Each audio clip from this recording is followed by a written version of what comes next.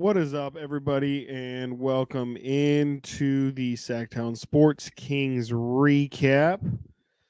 My name is Chris Watkins, and let me put this ticker up right here. The Sacramento Kings defeat the Phoenix Suns tonight by a score of 114-106. Kevin Durant did not play. And you had to know that was going to be a factor in the outcome of tonight's ball game. Kings were kind of able to let Phoenix hang around a little bit tonight, and eventually I think tonight came down to the fact that last year's clutch player of the year, De'Aaron Fox, really took over in that fourth quarter, and I believe he finished with 21 points just in that fourth, and he really took it the rest of the way tonight on a night where the Suns didn't have their mega star in KD, but they still had one guy in Devin Booker who had a really good night. I said on the radio show today, it was all right if Devin Booker was going to get 25 plus. You had to know when KD and Bradley Beal are out that they're going to rely heavily on Devin Booker to score. It's okay if he gets those points, but you just got to make it as hard as possible on him. And tonight, Kings struggled to slow Devin Booker down, and I think that's really what kept Phoenix in it. Booker finished with 28 tonight, 10 of 14 from the field, 2 of 2 from three. Just he's a guy who's kind of ascending. His star is rising, as we know. He's somebody who's been to the finals. Devin Booker is more than capable of lifting a team that doesn't have its full weapons to be a task. And the Kings definitely, on a night where you would want it to ideally be a blowout, you had to work for it, and the Kings did a great job, I think, of really having it be a true team win, as everyone always loves to hear. The bench was huge tonight, and I kind of expected it to be, because that's going to be the way to beat Phoenix really all year. They're so top heavy, they don't really have the depth to be able to withstand a team like the Kings when especially when Phoenix is not at full strength. So Kings bench did a great job. I thought Sasha had a fantastic night tonight. Definitely one of his better games of the season. Did a great job cutting. Was also a lot more selective with his shot tonight. We've seen Sasha, I won't say be reckless with his shot, but just definitely be very willing to let that thing fly. And tonight he definitely showed a little bit more reservation in pulling, and definitely moved the ball a little bit more, but still found his spots to be effective. And that's, I think, ideally what you want to see. Him knock down a couple threes, him look really good in transition, and really good cutting to the hoop and creating baskets out of nowhere. Thought Sasha did a great job tonight off the bench. Malik, a relatively quiet night for Malik, but again, just when you add it to the overall bench contribution, 13 points, 5 of 10 from the field, 6 assists off the bench is absolutely amazing. You love Malik to step up his playmaking role, as we've seen him do countless times. And Keon Ellis as well. I thought Keon had a really solid night. Keon hasn't really been super fortunate in terms of knocking down his shots since he's entered the rotation. And it was good to see Keon knock down a few and still have that defensive impact that he's on the floor to have. So great to see the Kings. How many total bench points? Real quick, 27, 37, 42 bench points for the Kings tonight, which is just fantastic. Like you're going to win a lot of ball games when one of your starters has 34 points and then you have 42 points contributed off the bench. Great sign, great formula for a victory. And the important thing is they got it done. At the end of the day, it doesn't matter if, some would say the Kings should blow out a Suns team that doesn't have Devin Booker, or I'm sorry, that doesn't have Kevin Durant and Bradley Beal. But the fact that at the end of the day, this is a W in the win column, I think is all that matters. So we'll take that and move on to Monday, where it's the first night of a doubleheader.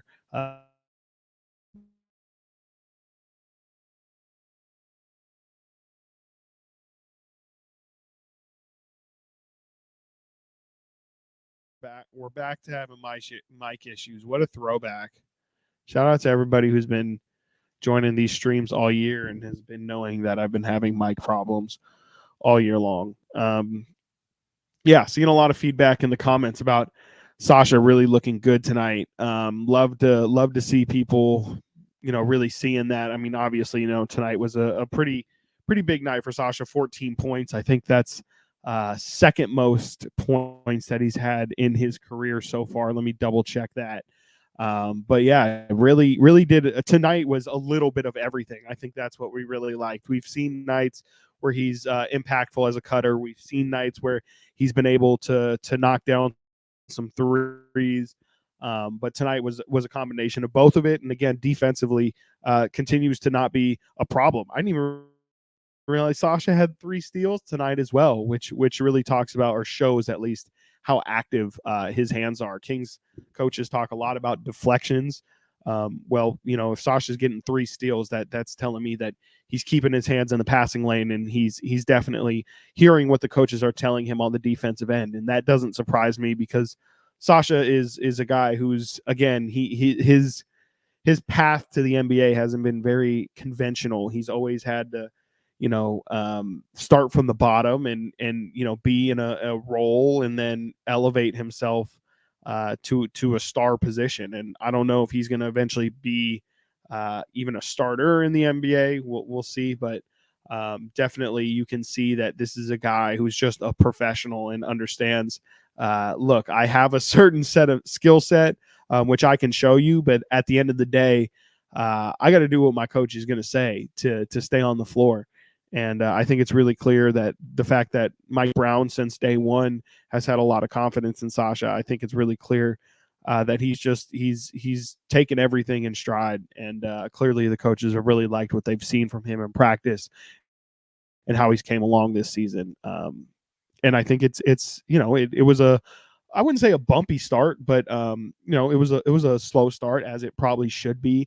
It's a really big adjustment, but I think we're definitely seeing now he's looking really, really comfortable, and he just kind of now starting to get solidified in the rotation. So it'll be interesting to see kind of the chemistry that he starts to develop with some guys, and just kind of how he looks throughout this year, because I saw some things tonight that I haven't seen from him before. He looked really aggressive, rebounding the basketball. I think he had at least 1 offensive rebound. He had 3 offensive rebounds tonight, which I didn't even realize.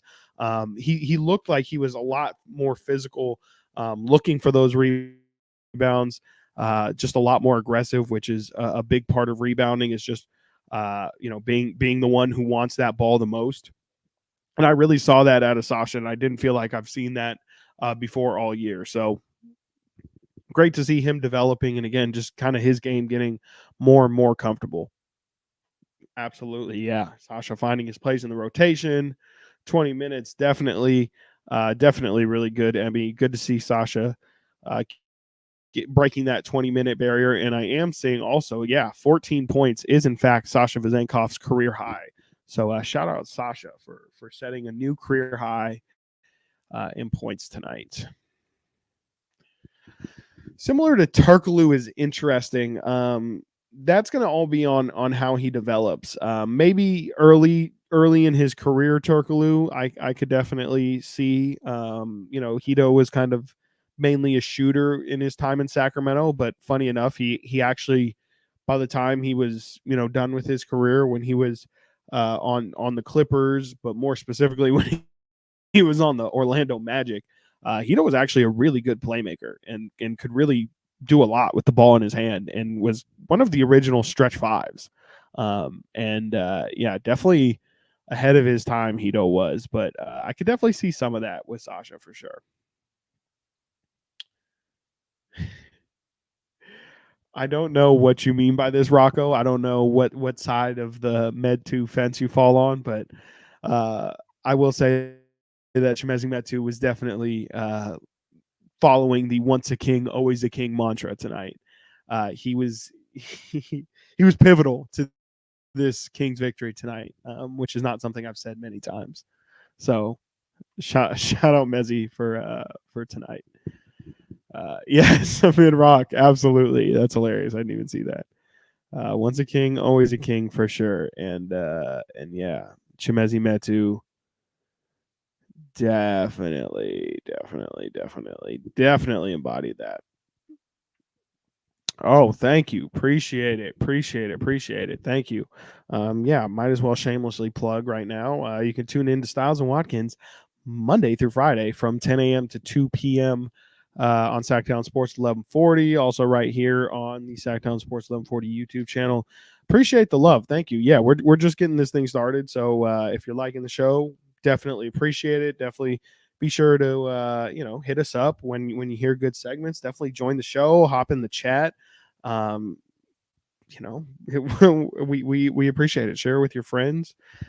We definitely appreciate it, and definitely appreciate you hopping on these post game live streams as well.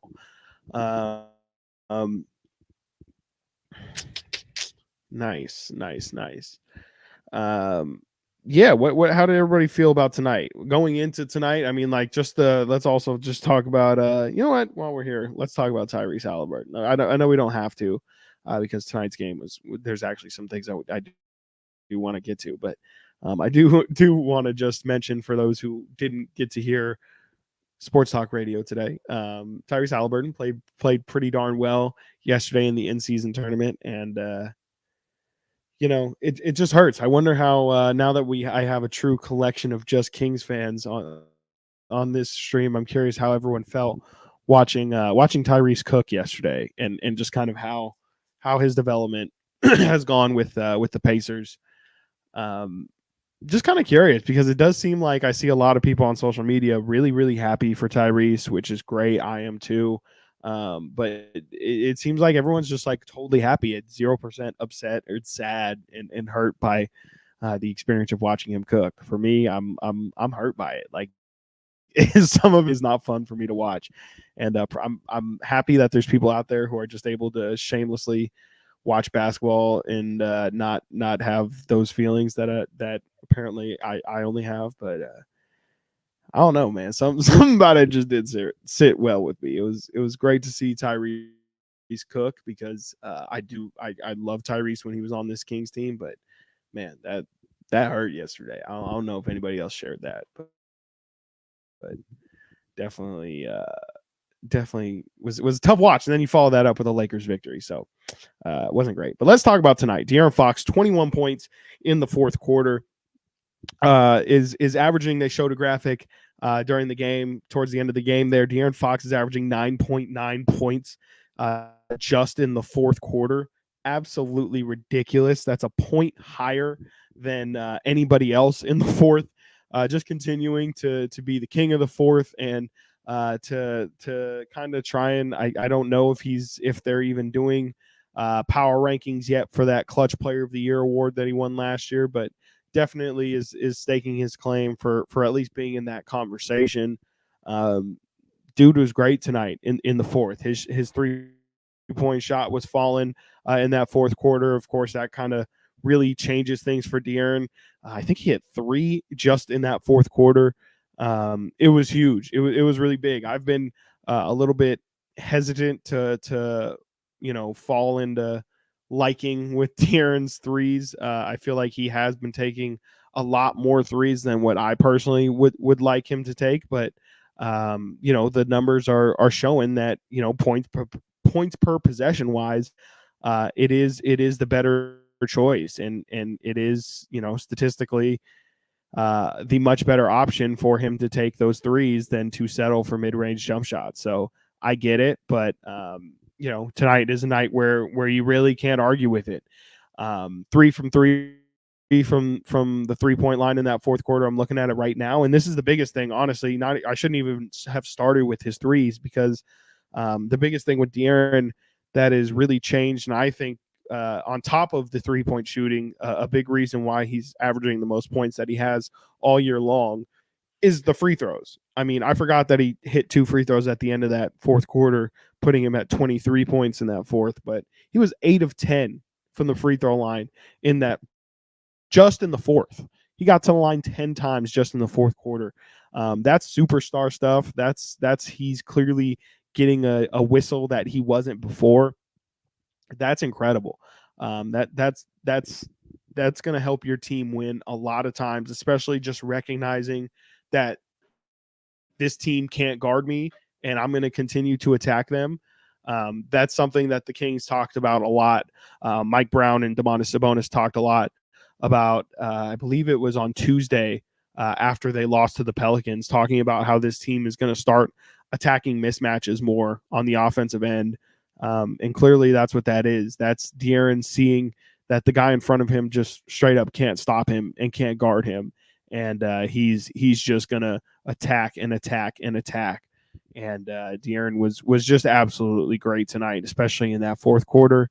And again, the bench kind of got him there, but De'Aaron took it the rest of the way and just absolutely killed them. He checked in with, I think it was 9 minutes or so to go in the fourth, and instantly hit a three, started talking trash to the Phoenix bench. I'm pretty sure, if I had to guess, he was saying, hope y'all had fun because now I'm in and this game is over. And that's exactly what he did. So shout out De'Aaron Fox for just a ridiculous fourth quarter. And looking at it right now, Phoenix, the Kings really put themselves in a bad situation with how well they let Phoenix shoot in that fourth quarter. I'm looking just at the fourth quarter stats here. Phoenix in the fourth shot 66%, 12 of 18 from the field, 5 of 10 from three, and was 6 of 8 from the line. That's really tough. 35 points the Suns scored. That's going to get you in a lot of trouble most times, especially in the fourth. You just can't allow teams to go crazy like that. But thankfully, again, De'Aaron Fox was just kind of a man on a mission in a one-man wrecking crew, and that was pretty much all she wrote for tonight. Again, I mentioned gonna head off here because I do have to pack, for those who don't know and haven't been tuning into the radio program. I'm going to Las Vegas tomorrow to watch the Raiders and the Vikings play. So I do have a flight and also have some shopping, some last second shopping I have to do. So let's move on to the 3 stars of the night. Tonight, I feel like it's a little tough to find 3 guys. De'Aaron was of course the big one, so maybe I'll work my way down.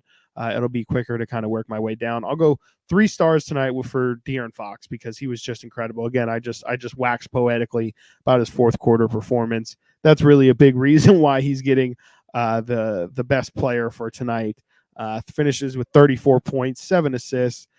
He's leading the Kings in points. He's pretty close to leading the NBA in points. I know Joel Embiid just had himself a really big night the other day, so he probably extended that points per game lead just a little bit. But De'Aaron is up there. He's definitely top 5 in points per game and may have moved up to top 3 at this point. He's playing incredible basketball this season, MVP level. He is what has made this Kings team right when so many things have been wrong for a lot of this year when he hasn't been on the floor. Just a great performance and almost quintessential at this point De'Aaron Fox game for tonight. 2 stars. I'm gonna, this might be a little bit controversial. I'm going to give my 2 stars to Sasha Vezenkov for having his career high 14 points. I'm glad that there was something significant like a career high tonight because it did feel a little bit, like I said earlier, a little bit different than any other Sasha game so far. Felt a little bit more of a complete package, and you could see this being a really a night that he could duplicate again. Not again a night where he just gets hot from 3. Or his defender that he has assigned onto him is a lazy defender and doesn't look out for cuts. It was all in rhythm today. It was all in the flow of the offense today for Sasha, and he absolutely deserved to have a career high 14 points, probably also a career high 3 steals, and I'm also going to say a career high 3 offensive rebounds. I don't know if those last 2 are true, but if I had to guess, they are, because he just doesn't really do that very often. So shout out Sasha. You get 2 stars for tonight. And my 1 star, definitely not to be diminished at all by only getting 1. But Domantas Sabonis with, ho-hum. Domantas Sabonis wakes up with a double-double, of course, like he has all season long. But Sabonis tonight, 15 points, 17 boards, just light work for Domas. Just an absolute monster. He absolutely killed Yusuf Nurkic, who I continue to say is soft as hell. I think Sabonis really didn't have any problem with him. I didn't think Sabonis was anything special tonight. Again, he can kind of sleepwalk and get a double, but 17 rebounds tonight is just ridiculous. Really, just a lunch pail game for Domas. Just the exact kind of statement game that again is great. If that's the floor of a Domantas Sabonis game, you'll absolutely take that absolutely every time. 17 rebounds is absolutely insane. And let's not forget, this dude's not a 7-footer either. He's all grit, all positioning. Dude just knows how to be a big man. And sometimes you can't let the national media kind of let them spoil Domantas Sabonis for you. A lot of people would have you believe the Kings can't be a successful team because Domantas Sabonis is their center. And we just can't get, we as me, I speak for me as media, but also I see fan reaction all the time. People get really upset with Domantas Sabonis, and I know a lot of the time it's not the prettiest basketball. He's not your traditional leaper or explosive athlete or anything like that. He gets his work done in a physical, technical way, and especially when the numbers aren't there, you're left wondering, okay, how good actually is this guy? But just the level of grit, physicality, and just consistency. Like even if he's not always, or ever really, dropping 30 points in a game, the fact that you can just expect him on any given night to have at least 10 points and at least 10 rebounds should not ever be overlooked. And I'm trying to see if 17's a season high. 17 is one below a season high for him. He had 18 against the Warriors in the first game, or I'm sorry, the second game of the season. So yeah, 17 rebounds, just absolutely incredible. Second highest total of the season for Domantas Sabonis, and he will get 2 stars. Yes, absolutely. Bimo Domantas Sabonis. Anyways, all right, y'all. I got to get going. I still haven't looked at the beam, so I'm gonna go check that out. Y'all have a fantastic night. I'm not sure if I'll be back in time for a stream on Monday. If not, I will definitely see y'all Tuesday. Y'all have a fantastic weekend, and y'all enjoy and light that beam.